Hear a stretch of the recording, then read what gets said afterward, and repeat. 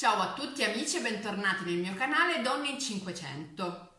Nel video di oggi vedremo come è composto il cruscotto di una Fiat 500L. Tengo a specificare il modello dell'auto in quanto la Fiat 500F, L ed R hanno tre tipologie di cruscotto differente.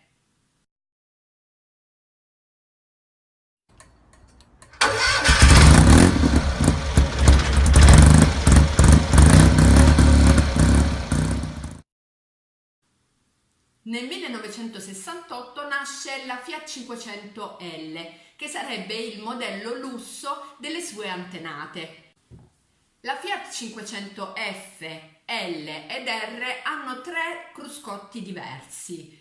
Quelli della F e della R sono più simili in quanto hanno il tachimetro tondo, mentre per quanto riguarda la Fiat 500L ha un cruscotto completamente diverso. Innanzitutto è ricoperto da una plastica, che adesso andremo a vedere, e da un tachimetro di forma allungata, che è stato ripreso da modelli di auto superiori come la Fiat 850. Eccoci di fronte al cruscotto di una Fiat 500L. Come vi dicevo precedentemente, il cruscotto ha questa forma allungata rispetto al modello F ed R che invece hanno il tachimetro tondo. Un'altra cosa che contraddistingue il cruscotto di una Fiat 500L rispetto agli altri è questa sorta di copertura del lamierato. Nella Fiat 500F ed R la lamiera dell'auto è visibile, mentre nel caso della L c'è questa plastica che ricopre proprio tutto il lamierato del cruscotto. Il rivestimento plastico del cruscotto della Fiat 500L non è incollato alla lamiera sottostante, ma è incastrato. Ci sono alcuni punti cardine che mantengono la plastica ancorata alla lamiera. Il posacenere è uno dei punti cardine del blocco della plastica del cruscotto, le ghiere dei vari interruttori, poi abbiamo qui tutto intorno al perimetro superiore, la parte superiore quindi della plastica del cruscotto è bloccata dalla guarnizione del vetro anteriore. E poi per ultimo abbiamo direttamente il tachimetro che, essendo incassato all'interno di un foro che adesso andremo a vedere, blocca tutta questa plastica. Quindi ricordatevi, non c'è bisogno di incollare la plastica sulla lamiera. Andiamo a vedere adesso come smontare il tutto. Bene, per spiegarvi quello che avviene all'interno dell'auto, quindi di una Fiat 500L, non faccio altro che andare a scoprire quello che avviene invece all'esterno. Quello che noi vediamo all'interno dell'auto non è nient'altro che la parte interna del cruscotto, ma in effetti le vere funzioni vitali del cruscotto avvengono all'interno del vano anteriore. Nel vano anteriore, quindi subito dietro il serbatoio della benzina, troviamo questa situazione. Abbiamo tutto l'impianto elettrico che è relativo a tutte le parti elettriche del cruscotto, quindi abbiamo i cavi elettrici relativi al tachimetro, abbiamo i cavi elettrici collegati relativi ai vari interruttori, poi abbiamo questi due tubi. Questi due tubi si chiamano tubi Cartoflex, questo perché sono dei tubi di cartone, in effetti che servono per il riscaldamento. Infatti queste due che vedete qui non sono nient'altro che la vista anteriore alla vista interna delle due fessure dalle quali esce l'aria calda per sbrinare i vetri. Quindi questi due tubi si chiamano Cartoflex e all'interno c'è una sorta di anima di alluminio, anche se sono di cartone, sono praticamente due strati di cartone accoppiati con al centro un piccolo strato di alluminio che, vediamo se togliendo il tubo si riesce a vedere l'anima di alluminio. questa parte che vedete brillare un po' più chiara non è nient'altro che l'alluminio che c'è all'interno. Questi tubi sono con l'anima in alluminio in quanto l'aria calda quando passa naturalmente permette attraverso l'alluminio di mantenere un po' il calore dell'aria. Andiamo a rimuovere i tubi, quindi per rimuovere i tubi di cartone che avete all'interno dell'auto, per cambiarli non farete altro che andare a tirare questi due tubi di cartone da il vano anteriore dietro il serbatoio della benzina. Grazie poi a un negozio di ricambi online che si chiama passione500.it ho avuto l'impianto elettrico nuovo per la mia 500L.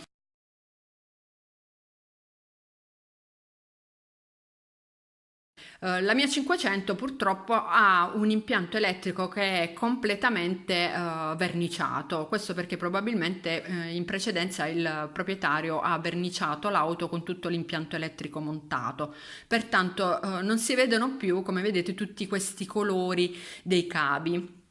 Pertanto Passione 500 ha deciso di donarmi questo impianto elettrico che adesso vediamo in parte, ma alla fine verso il montaggio dell'impianto completo vedremo come è strutturato. Come potete vedere già da adesso ci sono questi numeri.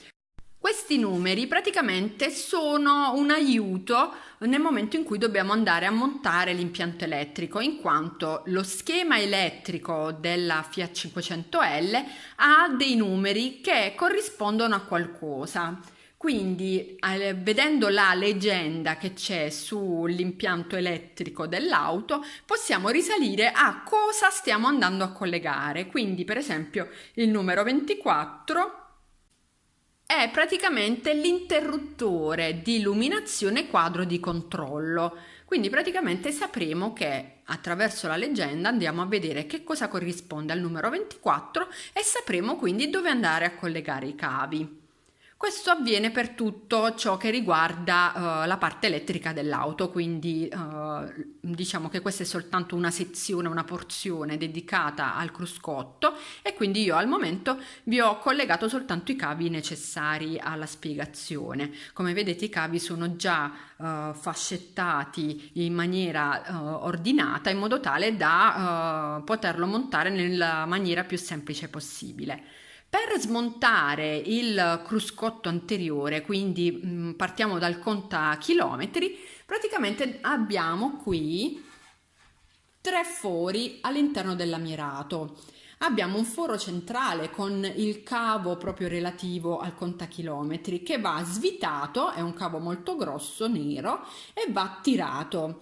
Una volta che abbiamo tirato questo cavo proprio del contachilometri, abbiamo questi due attacchi che potremo semplicemente tirare.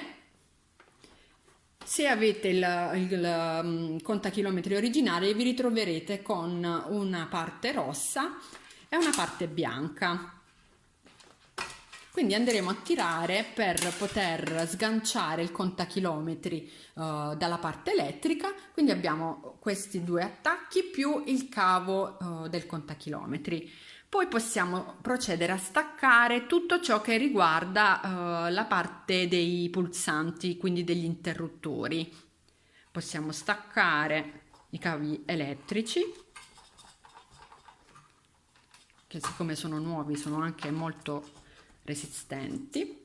La lunghezza dei cavi come quella originale, il che è veramente molto importante perché spesso e volentieri acquistiamo magari un impianto elettrico che ha dei cavi più corti e quindi abbiamo delle difficoltà poi in fase di montaggio. Invece questo ha la lunghezza dei cavi originali e poi perché ha anche la colorazione dei cavi originali, quindi quello che ritroviamo nella leggenda originale dell'impianto elettrico della Fiat 500L lo ritroveremo anche qui. Quindi abbiamo per esempio il cavo nero e blu, il cavo azzurro, il cavo bianco e blu. Sulla leggenda troveremo che avremo questa corrispondenza di colori. Quindi una volta che abbiamo smontato tutti i cavi e i due tubi di Cartoflex, possiamo procedere allo smontaggio di tutto quello che c'è all'interno dell'auto. Quindi questa è soltanto la parte interna al vano anteriore, quindi subito dopo, subito dietro il serbatoio di benzina. Ritornando quindi all'interno dell'auto, lì dove abbiamo lo sterzo, qui abbiamo questi piccoli buchi, questi fori che servono per il paraginocchia. Io ho già creato un video per lo smontaggio dei paraginocchia, quindi potete usufruire già del video presente su YouTube. Poi abbiamo gli interruttori che fanno parte del cruscotto, abbiamo l'interruttore di illuminazione quadro di controllo, abbiamo l'interruttore per illuminazione esterna, poi abbiamo il commutatore di accensione che non è nient'altro che appunto la parte in cui si infila la chiave e quindi possiamo avviare la nostra auto, e poi abbiamo la levetta dei tergicristalli. Mentre il tachimetro è formato il tachimetro principale, quindi diciamo l'indicatore della velocità, poi abbiamo la levetta del carburante, che è questa levetta arancione che si muove su e giù in base al riempimento che c'è del serbatoio benzina, il quale a sua volta ha un galleggiante che quindi è collegato direttamente a questa levetta qui del carburante. Poi abbiamo le frecce. Qui si illuminerà nel momento in cui azioneremo le frecce. Poi abbiamo il contachilometri vero e proprio che gira a rotella. Abbiamo poi qui una spia di insufficienza dell'olio motore e poi abbiamo queste 4 spie che sono la riserva del carburante, poi abbiamo l'insufficienza della tensione della dinamo, abbiamo le luci di posizione accesa e le luci esterne. Per rimuovere quindi la plastica del cruscotto anteriore dovremo quindi andare a togliere, come vi dicevo prima, i vari perni su cui fa leva appunto la plastica, perché come vi dicevo prima non è incollata. Quindi per smontare i pulsanti, quindi gli interruttori del cruscotto, sono collegati attraverso questa ghiera. La ghiera praticamente va soltanto svitata in questo modo, in senso antiorario, e verrà via.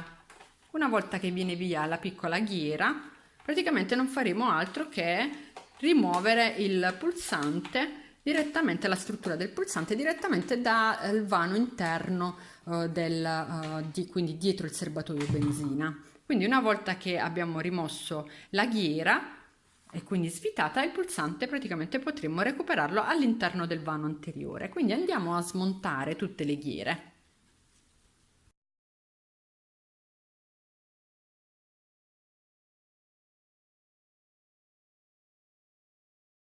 Poi con un cacciavite piatto andremo a fare leva sul posacenere. Infilando in questa piccola fessura il posacenere andremo a fare leva.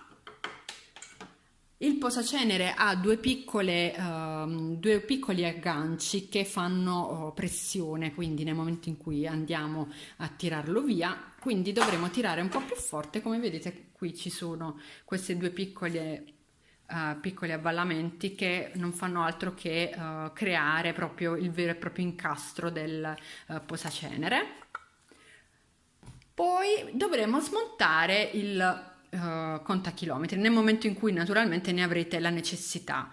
Potreste avere la necessità nel momento in cui dovete cambiare per esempio anche delle semplici lampadine, quindi dovrete prima smontare dall'interno del vano anteriore tutti i cavi elettrici e poi praticamente il contachilometri è agganciato attraverso, come vedete, queste due linguette.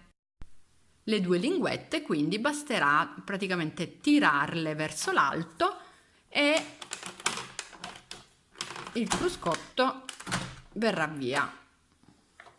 Nel mio caso c'è anche la spugna che praticamente servirà poi da Ha sicuramente una duplice funzione, ovvero quella anti-vibrazioni, quindi nel momento in cui l'auto, essendo piuttosto vecchiotta e vibra decisamente molto, questa non fa altro che attutire le vibrazioni, e poi penso anche sia uno strato protettivo per i circuiti elettrici. A questo punto, una volta rimossi tutti gli agganci, possiamo rimuovere anche la plastica del cruscotto. Se questo video ti è piaciuto, clicca mi piace e condividilo con i tuoi amici. E se ancora non l'hai fatto, iscriviti al mio canale YouTube per rimanere sempre aggiornato sui miei prossimi video. Ciao!